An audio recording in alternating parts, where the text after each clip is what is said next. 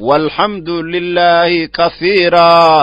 وسبحان الله بكرة واصيلا. gudoomiyaha xisbiga mucaaradka ah ee wadani Dr. Cabdiraxmaan Cirro ayaa salaadii Eid al-Adha kula dukaday qaar kamid ah shacabka ku dhaqan xaafadda Daami ee magaalada Hargeysa markii salaadaasi la dukaday amaba ay soo ilaatayna gudoomiyaha xisbiga mucaaradka ah ee wadani waxa uu kula hadlay dadweynihii ku dukanayay masjidkaasi isagoona guud ahaan shacabka Soomaaliland iyo dadweynihii ku dukanayay masjidkaasi ugu hambalyeeyay Eid al-Adha maanta Eid Arafaynu joognaa masaajidna waynu joognaa marka dhammaan inteena masaajid ku joogtay iyo dhammaan shacbiga reer Soomaaliland waxaan leeyahay Eid Mubaarak waxaynu soo jirnay maalmihii khayrka badnaa ilaahay acmaasheena haynaga aqbalo ilaahay dambigeena ha dhaafo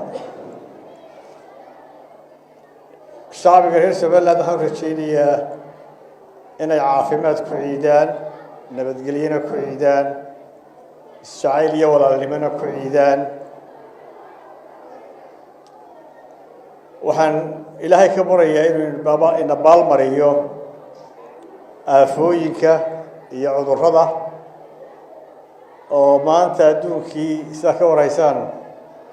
ياخذ بدي الشيخ رك بشرتي وما أنت دوك شراه عذرك كوفيد 19 وأودك إننا الحقيقين ولي كذا ماضي مكان كات حدر في سنة أنه يلنا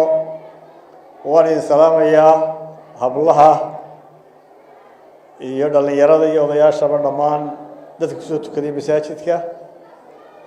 إلهي عيد هاي نوبركيو تنبينا هذا عفو عيدروس محمد عينان قبشوك مقالة هرقيسة